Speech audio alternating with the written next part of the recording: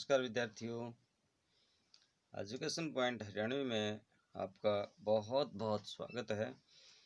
विद्यार्थियों, आज हम कक्षा छठी का जो आपकी अणिका पुस्तक है उसका एक पाठ पढ़ने जा रहे हैं, जिसका है भगत सिंह के पत्र। बहुत प्यारा सा एक दो पत्र हैं, छोटे छोटे, उनको हम पढ़ेंगे। तो ध्यानपूर्वक पढ़ें, अपनी पुस्तक को साथ ले लें या वीडियो में अच्छी तरह से देखें और उसको समझने का प्रयत्न करें, ताकि आप अच्छे से प्रश्नों के उत्तर भी दे सकें। भगत सिंह के पत्र, तो ये पत्र उस समय का है जब भगत सिंह जेल में थे और उनका भाई और उनकी माँ भगत सिंह से मिलने के लिए जेल में जाते हैं, लेकिन जेल में उनको मिलने नहीं दिया जाता है। भगत सिंह को जब इस बात का पता चलता है तो अपनी माँ के नाम, अपने भाई के नाम जो है वो पत्र लिखता है। तो क्या लिखता है देखिए पत्र में। जेल में माँ से भेंट न होने पर भाई कुलबीर सिंह को पत्र। प्रिय भाई कुलबीर सिंह, सत श्री अकाल यानी प्रणाम। मुझे यह जानकर कि एक दिन तुम माँ जी के को लेकर के आए और मुलाकात का आदेश न मिलने से निराश होकर के वापस लौट गए। यानी माँ जी मिलने के लिए आई थी और नहीं मिल पाई और तुम्हें वापस वैसे ही जाना पड़ा। बहुत दुख हुआ। तुम्हें तो पता चल चुका था कि जेल में मुलाकात की इजाज़त नहीं देते, फिर माँ को साथ क्यों लाए? मैं जानता हूँ कि इस समय वे बहुत ही घबराई हुई हैं, लेकिन घबराहट और परेशानी का क्या फ़ायदा? इस समय नुकसान ज़रूर है, क्योंकि जब से मुझे पता चला है कि वे बहुत रो रही हैं, मैं स्वयं भी बेचैन हो रहा हूँ। घबराने की कोई बात नहीं, फिर इससे कुछ मिलता भी नहीं।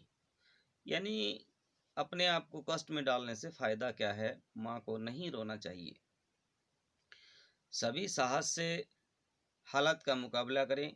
आखिरकार दुनिया में दूसरे भी तो लोग हैं जो हजारों मुसीबतों में फंसे हुए हैं, और फिर अगर लगातार 1 बरस तक मुलाकातें करके तबीयत नहीं भरी तो और 2-4 मुलाकातों से भी तसल्ली नहीं होगी। यानी अभी 1 साल हो गया मिलते मिलते, भाई अब से तसल्ली नहीं हुई तो 2-4 मुलाकातों में क्या हो जाएगा? क्योंकि 2-4 मुलाकात होने के पश्चात हो सकता है कभी भी मुझे फांसी चढ़ा दिया जाए। मेरा ख्याल है कि फैसले और मुलाकातों पर पाबंदी हट जाए। फैसले और चालान के बाद मुलाकातों से पाबंदी हट जाएगी। शायद माना कि इसके बावजूद मुलाकात की इजाज़त न मिले, यानी पाबंदियाँ हट भी सकती हैं और मुलाकात हो भी ना। इसलिए घबराने से क्या फ़ायदा? तुम्हारा भाई भगत सिंह, सेंट्रल जेल, लाहौर, 3 मार्च 1931। ये अपने भाई के नाम उन्होंने पत्र लिखा था। एक पत्र भगत सिंह ने अपने एक मित्र के पास लिखा। अंतिम पत्र जो लिखा, एक दिन बलिदान से एक दिन पहले कैदी साथियों को लिखा गया अंतिम पत्र। जो उनके कैदी साथी थे उनके नाम पत्र लिखा। साथियों, स्वाभाविक है कि जीने की इच्छा मुझ में भी होनी चाहिए, और लोग भी जीना चाहते हैं तो मुझ में भी इच्छा होनी चाहिए। मैं इसे छिपाना नहीं चाहता, लेकिन मैं एक शर्त पर जिंदा रह सकता हूँ कि कैद होकर या पाबंद होकर नहीं जीना चाहता। यानी जीना सब चाहते हैं, मैं भी जीना चाहता हूँ, लेकिन कैदी होकर के, अंग्रेजों का दास बन करके मैं जीवित नहीं रहना चाहता। इससे अच्छा है कि मैं मौत ही ले लूँ।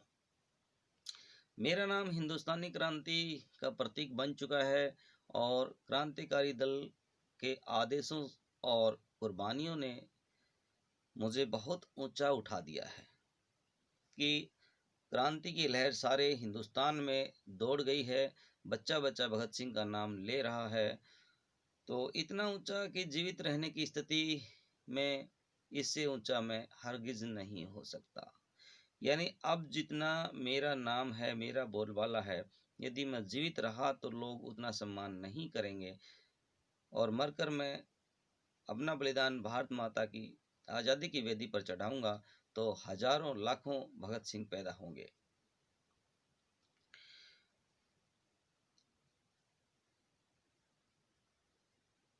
तो कहता है कि भाई ऐसी स्थिति में इतना ऊंचा कि जीवित रहने की स्थिति में इससे ऊंचा मैं हरगिज यानी कभी भी नहीं हो सकता। आज मेरी कमजोरियां जनता के सामने नहीं हैं। अगर मैं फांसी से बच गया तो वे जाहिर हो जाएंगी और क्रांति की प्रतीक चिन्ह मंदिम पड़ जाएगा। यानी आज तो मेरी कमजोरियां हैं, लोगों को पता नहीं है, कल पता चले तो ये क्रांति की जो ज्वाला है वो धीमी पड़ जाएगी और भारत स्वतंत्र नहीं होगा और समता मिट जाएगा। क्योंकि लेकिन दिलेराना ढंग से हंसते हंसते मेरे फांसी पर चढ़ने की सूरत में हिंदुस्तानी माताएं अपने बच्चों को भगत सिंह बनाने की आरजू किया करेंगी और देश की आज़ादी के लिए कुर्बानी देने की तादाद इतनी बढ़ जाएगी, तादाद में संख्या इतनी बढ़ जाएगी कि क्रांति को रोकना साम्राज्यवाद या तमाम शैतानी शक्तियों के बुत्ते की बात नहीं रहेगी, उनके वश की बात नहीं रहेगी। हाँ, एक विचार मेरे मन में भी आता है कि देश और मानवता के लिए जो कुछ कर करने की हसरतें दिल में थी, उसका 1000वां भाग भी पूरा नहीं कर सका। यानी मैं भारत देश के लिए जो करना चाहता था उसका 1000वां हिस्सा भी मैं नहीं कर पाया।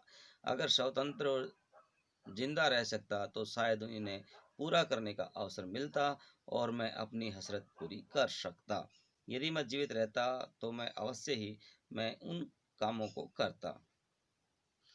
इसके सिवाय मेरे मन में कभी फांसी से बचने का कोई लालच नहीं आया। मुझसे अधिक सौभाग्यशाली कौन होगा, आजकल मुझे स्वयं पर भी गर्व है। अब तो बड़ी बेताबी से अंतिम परीक्षा का इंतजार है। कामना है कि यह और नज़दीक हो आए। आपका साथी भगत सिंह। यानी भगत सिंह चाहता है कि मेरी फांसी जो है वो जल्द से जल्द हो, ताकि लोग इससे उत्साहित होकर के क्रांति को तेज करें और भारत देश जल्दी से जल्दी स्वतंत्र हो जाए। तो विद्यार्थियों, इसमें कुछ शब्दार्थ हैं। मुलाकात, भेंट होता है, जाहिर, प्रकट होना होता है, इजाज़त, आज्ञा, मंदिम, फीका, हालात, परिस्थिति, संभवतः, शायद, तसल्ली, चैन, शांति, दिलेराना, बुरी बहादुरी से, और स्वाभाविक, सामान्यतः, आरजू, इच्छा, कामना, हसरत, प्रतीक, पर्याय या परिचायक, बेताबी, बेसब्री, बेचैनी, कुर्बानियाँ, बलिदान, नज़दीक, पास में। तो विद्यार्थियों, ये हमने इसका जो है अभ्यास अनुवाद पढ़ लिया है। अगले वीडियो में मैं लेकर के आऊँगा इसका अभ्यास। तब तक के लिए बने रहिए आप एजुकेशन पॉइंट हरियाणवी पर। मिलते हैं नेक्स्ट वीडियो में इसके अभ्यास के साथ। जय हिंद, जय भारत, वंदे मातरम।